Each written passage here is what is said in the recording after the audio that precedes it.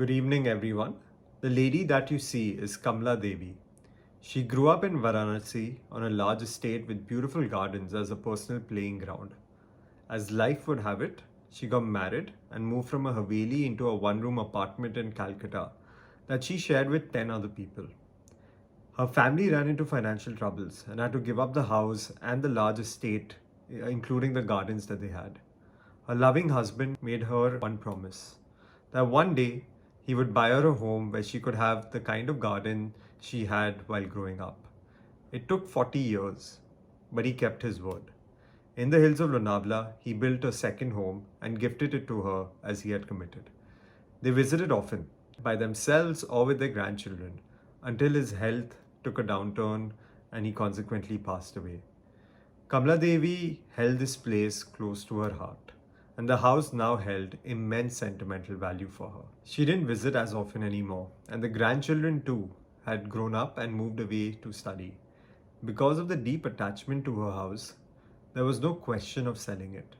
And despite her age, 75 at the time, which is about 5 years ago, she was still making trips just to ensure the home was maintained.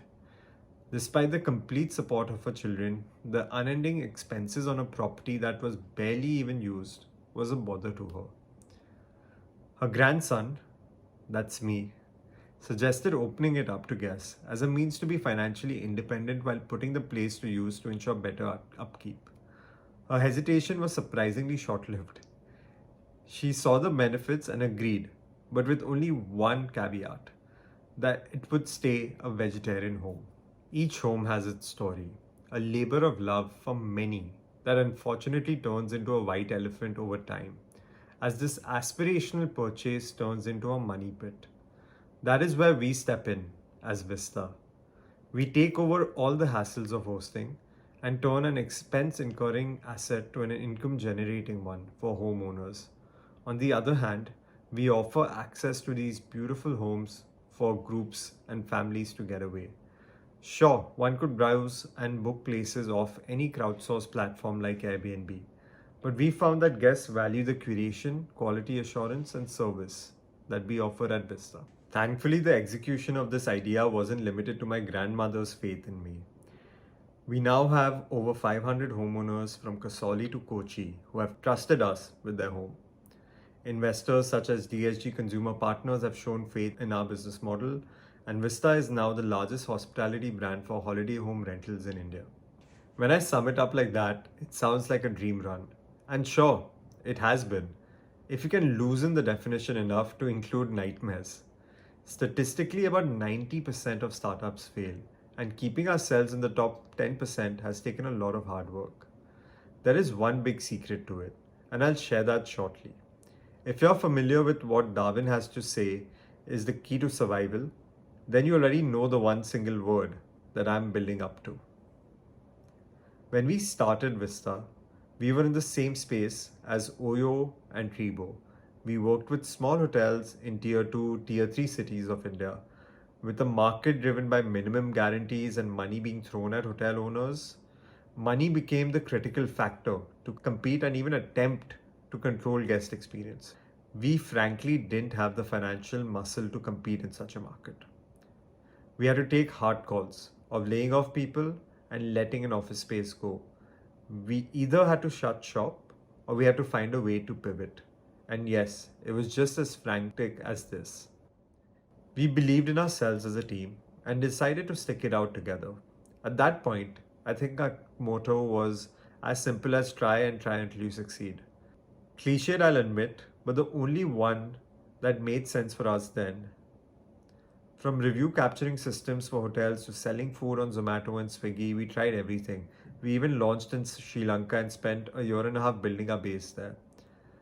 After a couple of years of experimenting, we still hadn't gained a foothold anywhere and were running out of money. Around this time, a family friend reached out to check if being in the hospitality business, we could do something to help him manage his second home in Lonavala. From what it looked like on the surface, this segment wasn't going to be a viable business model for us. We were under the impression that people only go to holiday homes on the weekend and assume maybe there'll be usage of homes for 4 to 6 days in a month. On the upside though, Yo was an owner who was more concerned about quality and experience and needed support in ways that we felt capable of offering. This was completely different from what we'd seen in the hotel space, where minimum guarantees was the only thing a hotelier was looking for. Personally, the time spent with family and friends at our holiday home formed some of my most cherished memories. The thought of extending the same opportunity to others excited me in a very real way. On the global front, with how Airbnb was gaining ground and changing the way people travel, we could see the demand for such stays increasing in India as well, as people became more aware of the option and saw the benefits of choosing homes over hotels. Singing ABCD on a bus while traveling with a family of 20 on a honeymoon was only a slight exaggeration compared to what most Indians actually love doing, that is, traveling in groups. Hotels don't offer the kind of private common areas for these groups to interact in the way homes can. Having access to a kitchen is a big plus, especially for those traveling with senior citizens or infants. The entire experience is far more customizable to one's needs than a hotel stay could ever be. So, what started with my family friend and my grandmother's home scaled to over 300 Vista partner homes in 2020. Things were going well.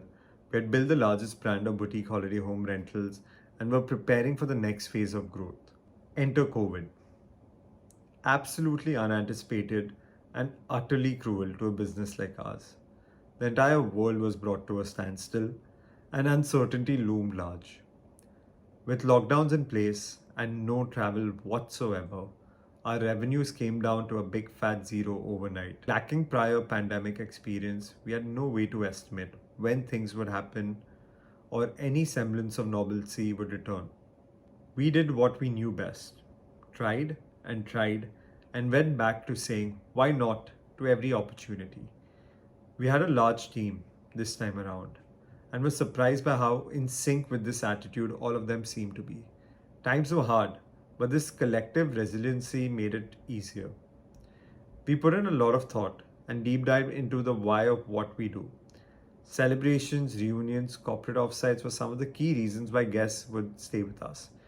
We took this experience online by creating virtual celebrations and team bonding activities on Zoom. We served over 100 companies in making their teams reconnect through games and activities online. We organized over 50 birthdays. Although it made measly amounts of revenue for us, it kept our team engaged and was a valued service for other companies struggling to keep their employees and families motivated. As prizes, we offered future credits for Vista stays in the brave faith that we would outlive this pandemic. Besides, completely unrelated to what Vista does as a business, we also help frontline workers, doctors, and essential service providers with taxi services when all forms of public transport had come to a halt.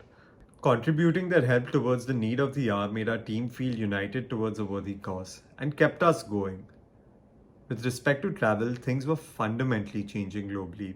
Work from home allowed people to work from anywhere. With schools closed, people could continue to study from anywhere. Instead of being cooped up in small apartments, people seek to escape to holiday homes. We saw this trend play out globally and knew that as soon as restrictions were even partially lifted, people would be lining up to stay at holiday homes, and we started preparing for this. With homes being closed for several months, various maintenance issues cropped up. Taps, ACs, lawns, pools, and several other amenities needed to be repaired across 300 plus homes. We had to virtually prepare staff who stayed in these small towns and had not really been exposed to the new normal. We even had to adapt to what a holiday home experience meant, as guests now saw this as not just a holiday home but a way to live, spending multiple weeks to months at holiday homes. Rather than it being a means to disconnect, being able to stay connected to their work became critical. We had to start setting up high speed Wi Fi at all our homes and ensure there are workspaces as well. After 3 4 months of waiting, when lockdowns eased, it felt like the floodgates had opened. When COVID struck, it hit us hard, but things got better. We saw the kind of demand that we'd never seen before.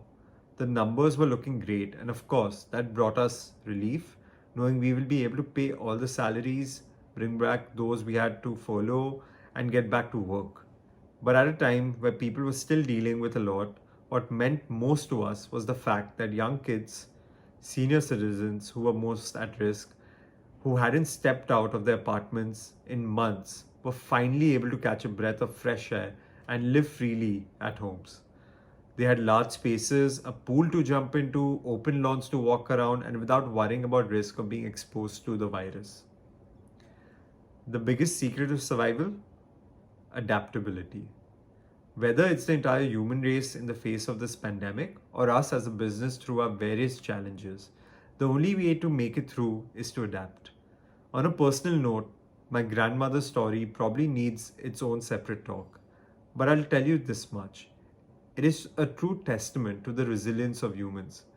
I've always admired her ability to mold herself in accordance with the situations she has faced.